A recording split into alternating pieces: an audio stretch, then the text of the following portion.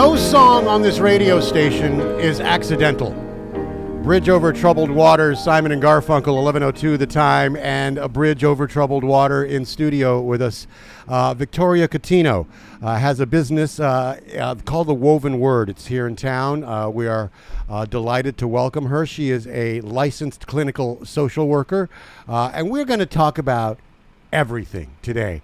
Delighted to have you with us. Welcome, Victoria. How are you? Ed, I'm doing great. Thank you so much for having me. Okay. It's such a pleasure. So fun to be here. It is great to have you. Thank you for taking the time. Of course. I know you've got to be busy throughout your day. Getting busy, yeah, but it's all good. It's all good stuff. Do you ever take time for yourself? I know that you see clients and you're constantly working on other people's issues. Yeah. Do you ever take time for yourself? And if you do, what is that time like? You know, I've learned over the years that you have to. It's a non-negotiable, especially to continue your own personal life, maintain your own relationships, and not get too caught up in the problems and woes of everyone else, to just put it very not lightly. Right.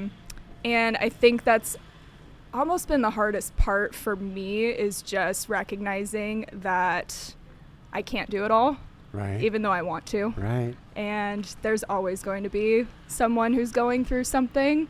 I think that's why I really enjoy grief and loss. I really enjoy sort of these heavier, deeper topics. Right. But it's so easy to just get submerged in all of that, because you do realize, even through life transitions, which is something I work with now, that everyone's grieving. Everyone's going through something, whether it's a job change or a breakup or the loss of someone you love. And it kind of softens your view of the world a lot. Right. And you just start thinking about what everyone's carrying as you walk past them on a day-to-day basis. But I have to learn how to turn my brain off too, and kind of suck my world back in, to just focus on myself, take care of myself. It's the classic, you can't,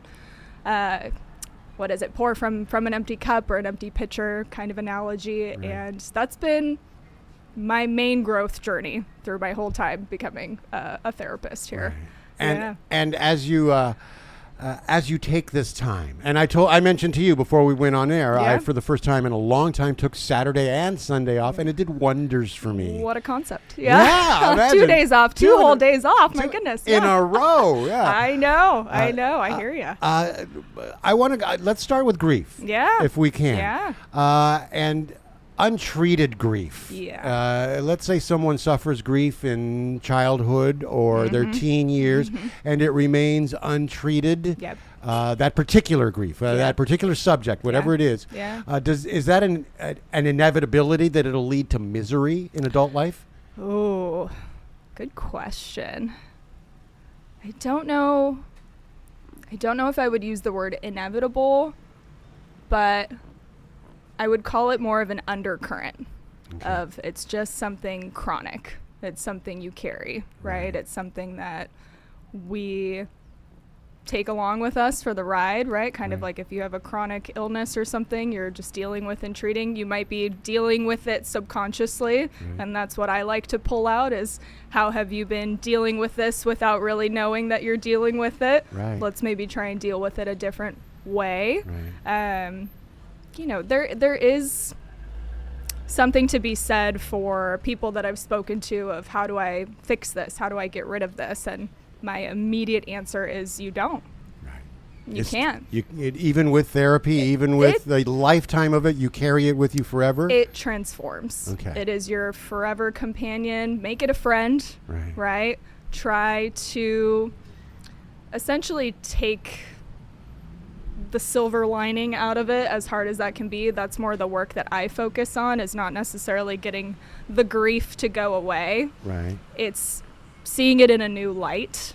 And I don't want to say, don't go to therapy if, you want to get rid of your grief. It's not worth your time. You're going to carry it forever. All of these, very... Right. That's not what you're saying That's at not all. what I'm saying. It's just, it's being able to shift the perspective and see it in a new light of I'm going to feel this forever, probably, right? I'm going to carry it with me. How do I carry it with me as a companion and as something that can benefit me, or something that can maybe soften my view, not only with myself, but with the world and others around me, because we are all grieving something, usually all the time. Are we ever, in any situation, are we better off repressing grief? Are we better off holding it down? You got some good questions.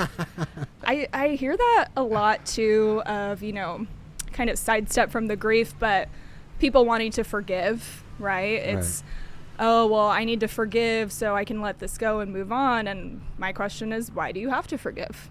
If you're willing to carry it, then the choice is yours, right? You can hold on to it. It doesn't matter to me whether you forgive or not. It matters to you.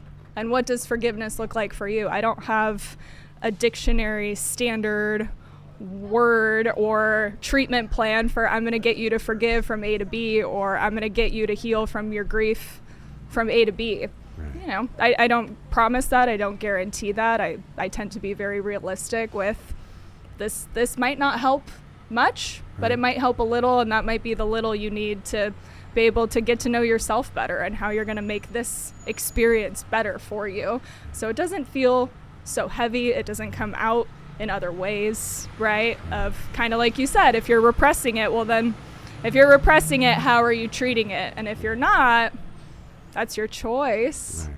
But you're here for a reason, so clearly you want to do something about it, right? My guess would be that those that repress it, it would manifest in every aspect of life otherwise. Yes. Yeah. And that's kind of the touch point too with, I've worked with all ages, all stages, and I think that's been one of the more fascinating things to notice, is that grief sort of follows a similar pattern as well, whether you're an adolescent, whether you're, in the elderly community. It comes out in patterns. We all go through that process, those stages of grief, as we've all heard, right?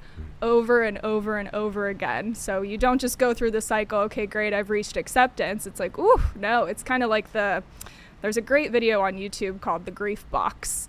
And if you just pull it up, it's a rectangular box and there's a ball inside.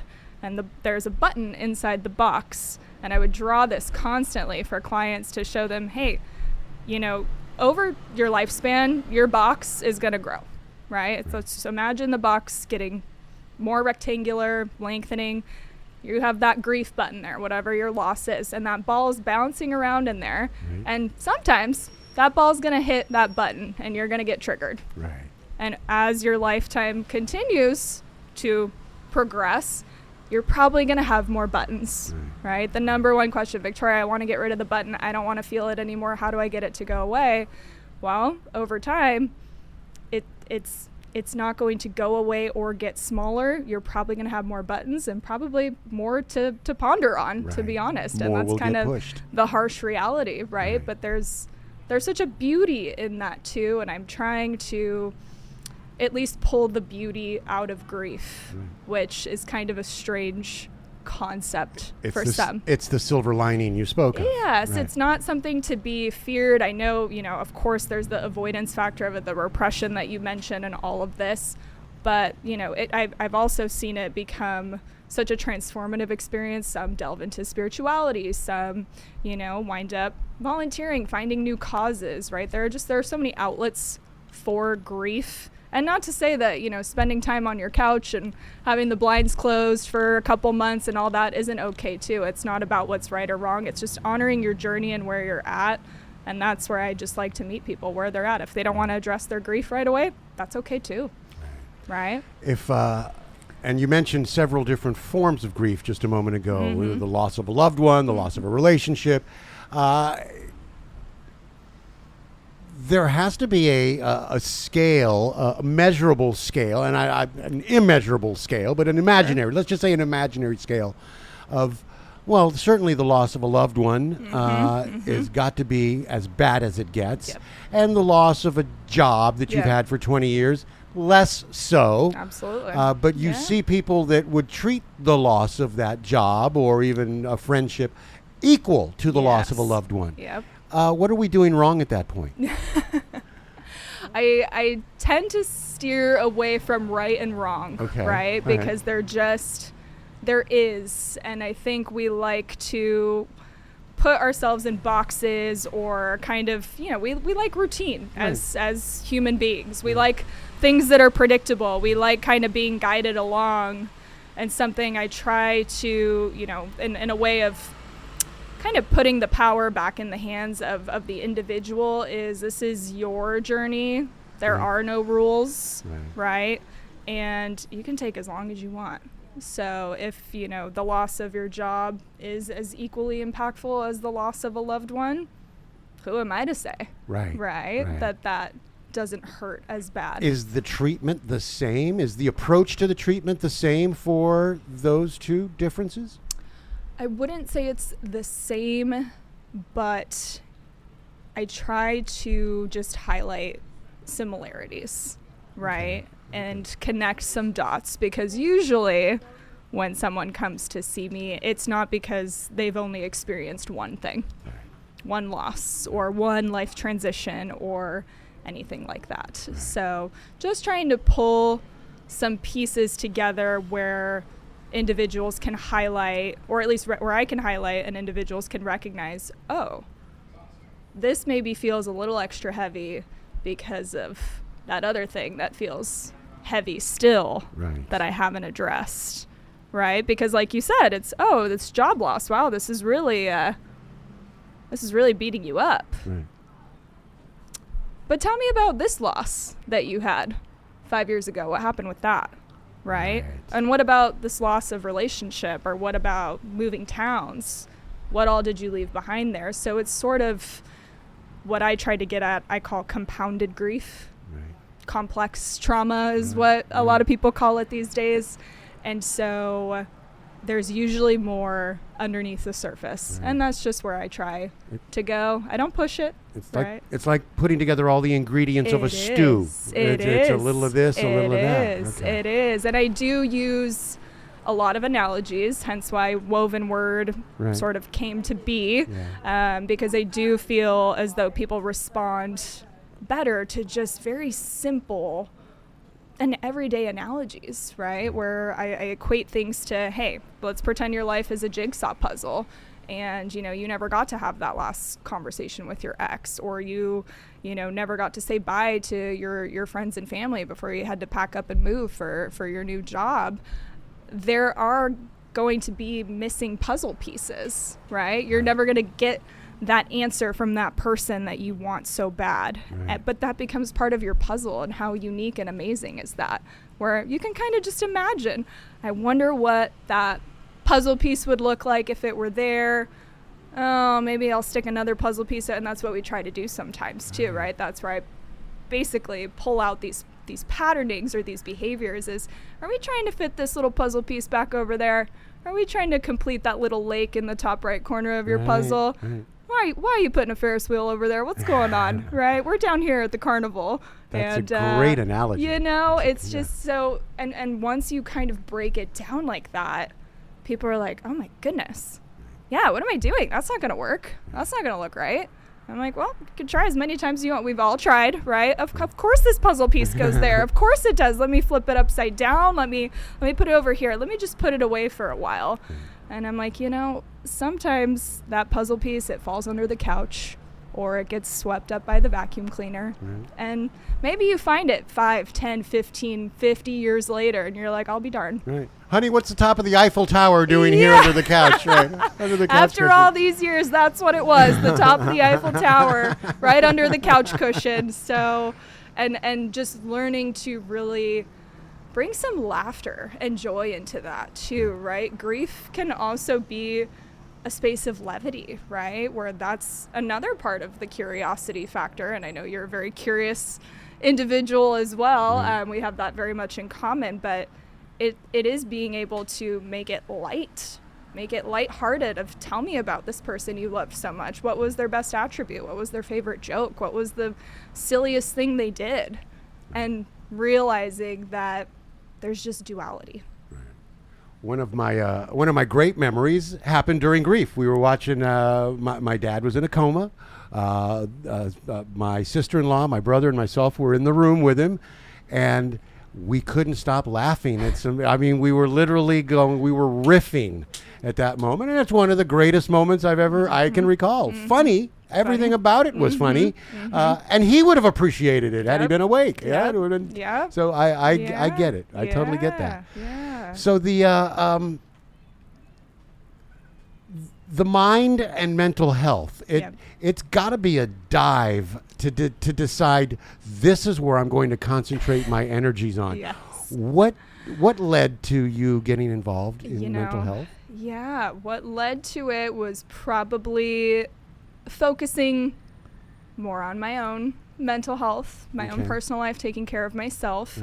So I had been working some wonky hours at a previous job. I was working a graveyard shift from 10 at night to 6 in the morning after doing that for a while and not seeing the light of day. Was that being an intelligence analyst, by the way? It was. Okay, I want to dive into that. I knew you were going to go there. I knew you were going to go there. Yep, I got a little bit of everything in the back pocket. So, but, after not seeing the sun for a very, very long time, right. I chose to, obviously put my health, my sleep first. And, I'm young, but my goodness gracious, I applaud anyone who does an overnight shift, period. Yeah. And so took some time from that. I don't sit still for very long, so I decided to start volunteering at this equestrian center near my house at the time. And just as a volunteer, I was kind of getting the ins and outs of all the things that happen there. It's not only people who board their horses there. There was a program, an equine therapy program happening there. Right. Still there today. It's called Free Rein Foundation. It's in Huntington Beach, where I'm from. And it was just a happy accident, I will call it. Okay. So I was there volunteering. I saw this group of kiddos coming out of this van and going up on the top of the hill to where all the rescued and rehabilitated horses were. So what this foundation does is they will rescue horses, rehabilitate them, and they will live on the pastures at Free Rein Foundation, and they will be utilized for equine therapy sessions. Right. I had never seen anything like that in my life. I did not even know that was a thing that was happening in my own backyard. And I met the heads of the foundation. They said, why don't you just come along and watch? And it took one session to just say, this is a job. People do this.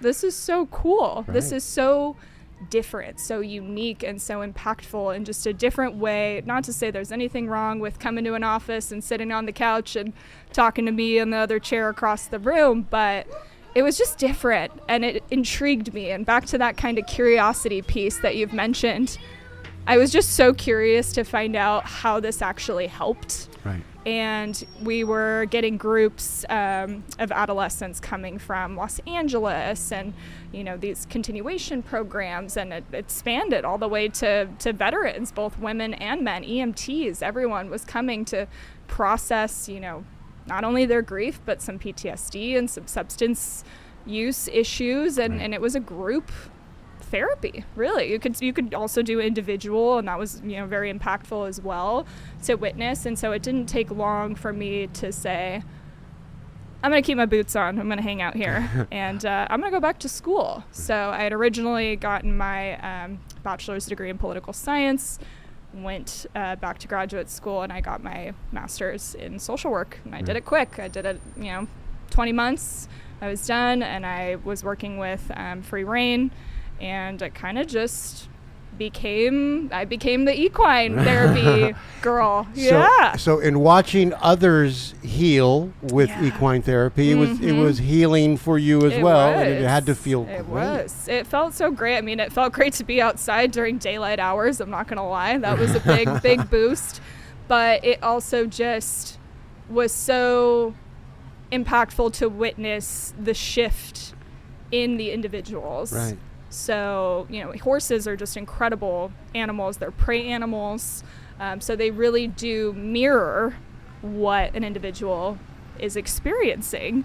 And typically when you do an equine therapy session, you have one equine specialist who is essentially just watching the horse behavior, and then a mental health specialist who is watching the individual's behavior. You come together after and sort of debrief what was getting processed or going on there. It's something that, I know obviously with like the confidentiality, it's not like you can just come up and watch, but it is something so fascinating to witness, and you almost can't explain it until you see it. It's fascinating to hear. Yes. I had made mention when I was promoting the fact that you were going to be on earlier that we have a friend who has a horse.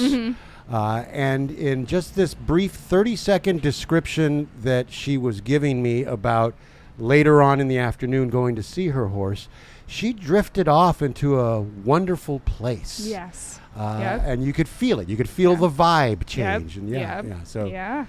I can only imagine what it does for those with, and PTSD is something I want to cover, especially. Yes. You work with veterans. I did. And, yes. and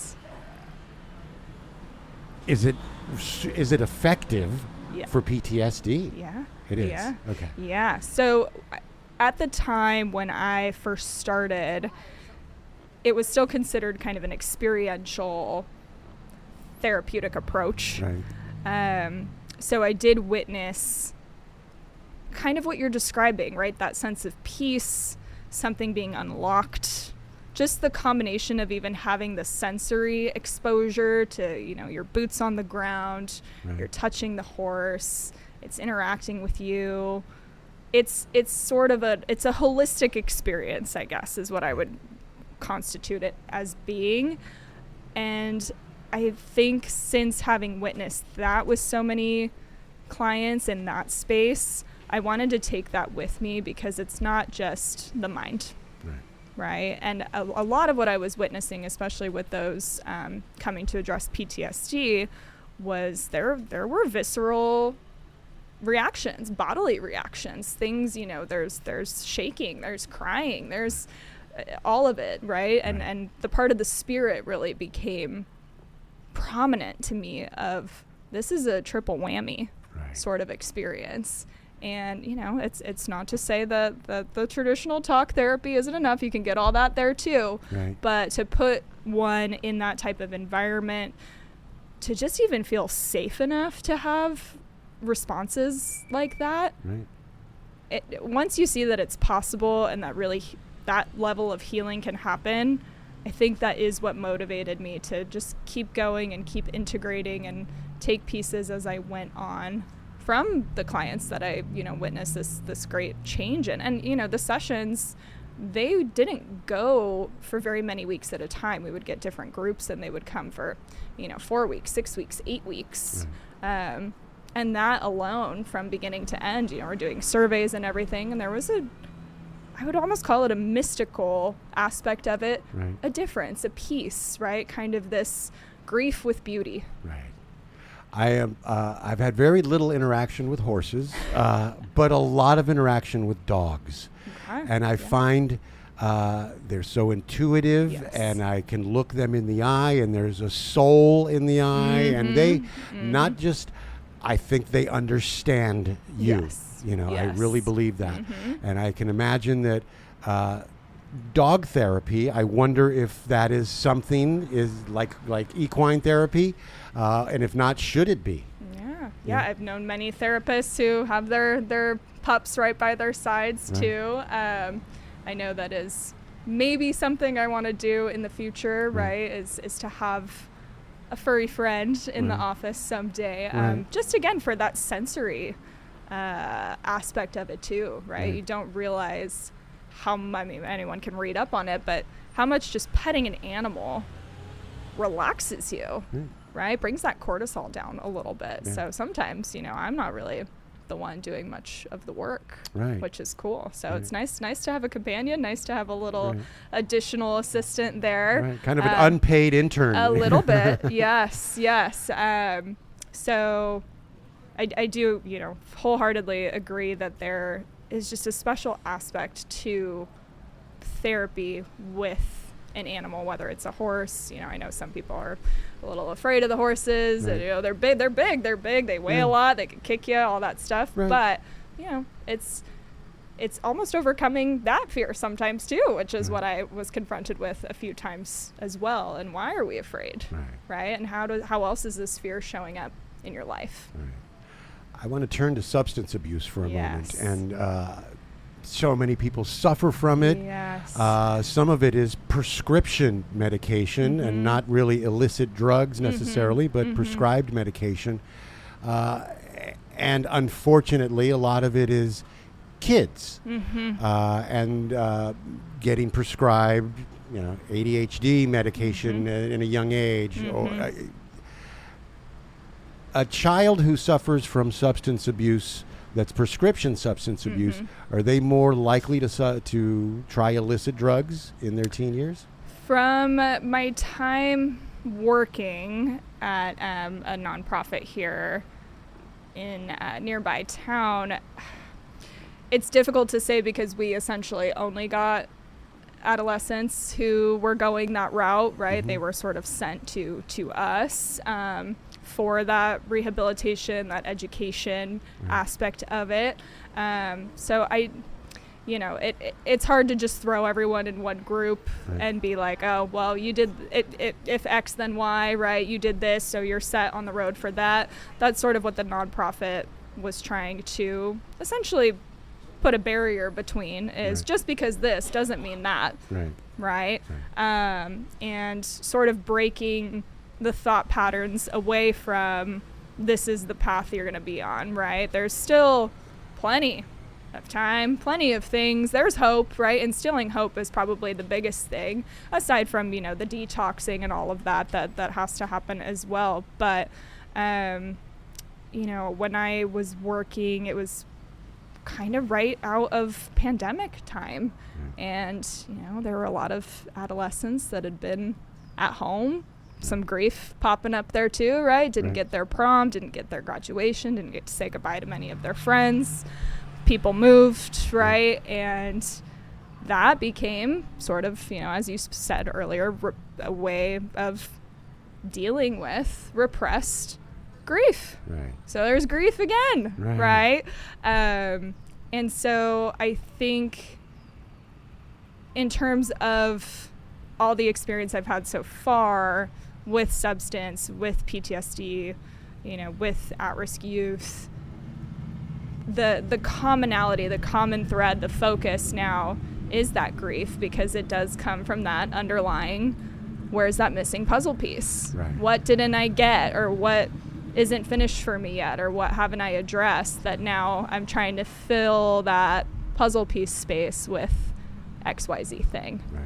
When an adolescent comes to you with whatever behavioral problems they have or substance abuse problems they have, and again, I'm a categorizer. Yeah. So I would turn immediately to the parents first. And I'm thinking, this is where the problem starts. Am I wrong? Again, right or wrong. I don't. I stay in the gray. I really do. Because every case is so different, and we're all different, right? And so I've had experience with many parents who had no idea, right? And it's quote, not their fault, unquote, right? And needless to say, I think the part of working with the adolescent and the family, that's holistic too, right? You're kind of getting everyone involved. And shouldn't that be the model, is working with the entire family? Yeah, I found it more, personally, I'll speak for myself, I did find it more helpful to have everyone involved, just because at that age, the trend that I tended to notice, and again, I haven't written anything down or published anything, it's not scientific research, it's just personal experience, it was crucial to essentially build that support system, because a lot of those behaviors, even if it's just conduct, right, at school or things like that are going on, it also tended to sprout from some type of lack of support, or not being a part of a friend group, or not doing well in a class, having that, kind of broken self-esteem, whether it's from bullying, whether it's from, maybe you're in the wrong class, maybe we, need to put you somewhere else or get you tested for something, not always, right? But just rebuilding that support system so that those adolescents didn't feel so alone is what I noticed was the most beneficial aspect of involving parents as well. Right. Growing up, I remember a kid in school in 6th grade who couldn't read well. Turned out he was dyslexic, and as an adult, one of the smartest adults I know. And I think, well, you know what? Yeah. Had you been diagnosed, all those years ago, had they looked at that, a different road, maybe. Yeah, similar story. I mean, there was one client that just needed glasses. Right. Okay. Right. Well, all problem right. solved. Well, see you later. Look at right. you. Glad we figured that out for you. Good luck. Yeah. Very good. And kids that do make a left turn and go the wrong way, or the right turn and go the wrong way, and get involved in gangs, we all think it's we've all always thought it was a need to feel included in something, whether it's good or bad. At least you're part of that group. Why so often, and not just with kids, are we attracted to the lowest common denominator of something? And I'll even say that in the shows that a lot of people watch, Life After Lockup and the Garbage Beyond the Pole. Yeah. These are all garbage shows about the lowest common denominator. Why are we so attracted to that? Oh, gosh. You've got a lot of good questions for me today. I appreciate it. I really do. I appreciate you. The inquisitive mind, I mean, aside from just having something to binge watch, which I know it's so easy to do these days, right? It just plays the next episode for you. I think there is this fascination with some of the heaviness in the world, right? And what some of those shows do or expose, I think they talk about the quiet things out loud, and bring it to the surface. And as fascinating as it is for those on the other side of the screen, that's someone's real life, right? We are curious, as you and I have discovered. We're both very curious. I think that everyone has that bit of curiosity to just figure out or find out why, right? How did we go from A to Z? How did this person get here? And I think more often than not, what we maybe don't like to admit to is that we can find some understanding there sometimes, right? There's some grief, there's some isolation. And I hear this relatively often. I like to consider myself young, but, it's, you don't have kids yet, or this, or how would you know, or whatever. And it's like, I don't know, right? I don't know what it's like to be locked up in prison. I haven't had that experience, right? I don't know exactly what you're going through, but just the human experience. And what I tend to say in initial sessions is we have more in common than we think we do. I know what it's like to feel afraid. I know what it's like to feel lonely.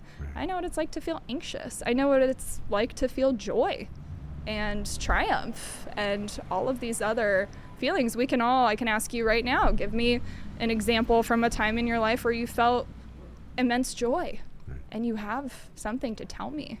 Same thing with, tell me about a time in your life you were incredibly anxious about something.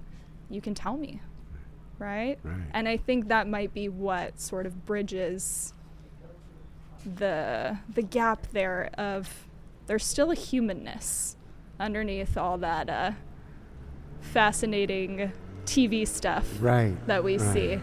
Beautifully explained. Oh, thank you. Thank you. Yeah. I still think that those shows are the detriment of all humanity. Eventually down the road, they will destroy the world. But psychologically fascinating, for sure. Yeah, if it bleeds, it leads. That's, it's just... And in your description of it, I thought, well, yeah, for a lot of us, it might be one of those, if I had made this move, that might be me. And there's that. I get that. Multifaceted, right? It's not just one answer. It's not right or wrong. Right? It's not right or wrong. It just is.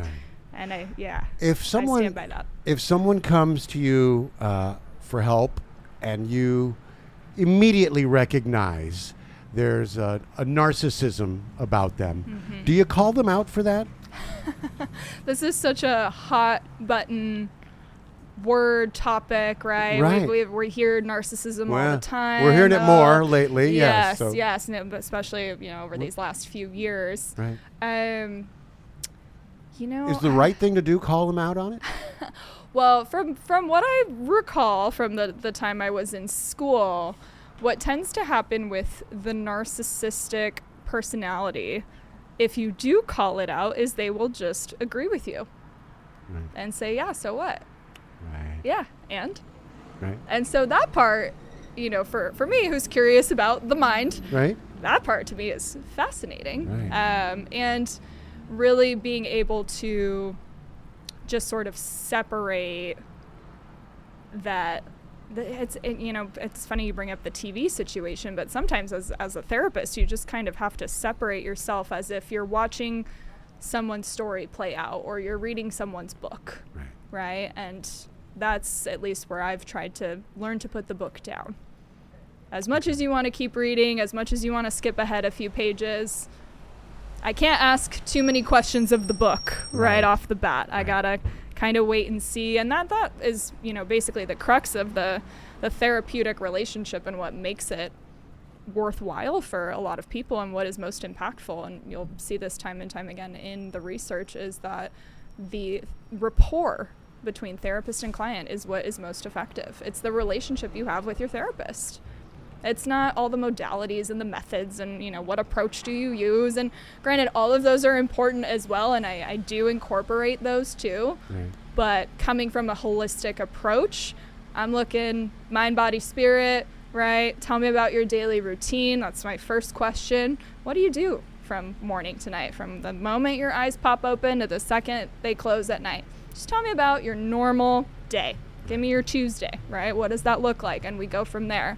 Because people come in wanting to talk about, this thing that happened a month ago or whatever. It's like, no, we're starting right now. We're just start with today. Let's start with today. Very good. Very good. And still kind of going back to the shows, the TV shows, there's such a level of dysfunction. Yeah. And I'm curious as to if some people can find nourishment in dysfunction and then they purposely choose to live their life that way. Oh, yeah. Yeah? Uh-huh. Okay. Yes. The lovers of chaos. Yeah. Yes. Yeah. Uh-huh. Which, again, kind of back to the forgiveness piece, even back to the narcissism that you just brought up. People get to choose, right? You get that choice if you want to repeat that pattern, right? If, we've all heard it, if chaos is all you've known, then you kind of keep recreating that in so many respects. You try to change some of those behaviors, it feels really strange. There's a grief process there too. Just kind of pull that one out of my hat. There's a grief process in changing lifestyles, in adopting a new way of living, way of being, way of taking care of yourself, group of people you're around, habits, behaviors. That's a huge shedding of self, right? And a rebirth at the same time. So there's a loss and a gain. I try to get people to see the gain without ignoring the loss, because we got to acknowledge that too, right? It's processing that aspect as well. It is quite literally walking a tightrope. Yes. With the pole. You're like trying to keep that balance. Yes. I always say both and, right? Right. And both can be true, right? You can be really angry at someone and still want to give them a hug, right? We feel that all the time, and just being okay with, you can love someone and be angry. That's okay, right? We don't have to put so many rules on ourselves of I have to be only this one thing. You wake up in the morning, okay, you're hungry, right? You're still kind of waking up, getting to know the world this fine morning. We're feeling multiple things all at the same time. Oh, your back kind of hurts, right? You slept on your shoulder funny. We're always all feeling so many things at once. So I try to pull that pull some clients out of that myopic view of why does it only have to be this one thing, this one way. You can feel multiple things. If we had to percentage them out, we'd get scientific really quick. Right. But tell me, what percentage you are angry versus what percentage you are sad, what percentage you're maybe relieved. And we go from there. And that's your nice little emotional concoction. And where is that chaos that you're bringing into your life coming from? Which percentage? We'll start there. Let's address that first. Great work. You do great work. I know I'm going to have you back on in a couple of weeks. You're back on in a few weeks, and I'm delighted for that. Oh, thank you. Me too. It's been great. Victoria Coutinho is a licensed clinical social worker. Her business here in town is Woven Word Therapy and Wellness. And last thing before is the word wellness used too often now? It's just everywhere. It is everywhere. And, it is. And there's a place for it, and I think that sometimes it's like, no. Yes, it is. It is everywhere. I do. Personally, I liked the aesthetic look, to just be totally honest with you. Right. Because the woven word therapy just felt like it was missing something. Right. But I do think there is a wellness aspect because therapy, taking care of yourself, taking care of your mental health is part of your overall wellness. They go hand in hand, right? Kind of like salt and pepper. Right. So I almost think too, at least in how I choose to approach it, you can't have one without the other, or at least a little bit of the other. It's up to you how much you want to incorporate, right? But an emphasis on that as well, because it is my goal to get clients out being well, living fully, living in a state of wellness too. Okay. So how do our listeners find you? Oh my goodness, so many ways. So everything's up and running. I have my website. It's called wovenwordtherapy.com. Okay. And I do have an Instagram as well, Woven Word Therapy. Can reach out by phone, 949-371-5964. Pretty findable here, in town. And I am really looking forward to our next conversation. Likewise. Thank you, Ed. Thank you. It's been so great. I appreciate it. Victoria, so fun. I appreciate you. Thank you so very much for taking the time with us today. Of And our course. listeners, by the looks of the Text Connect, they appreciate it as well. Oh, well, that's lovely. Thank you, everyone. 11:44 the time. It's the Mornings with Ed show on the all-new Voice of Laguna.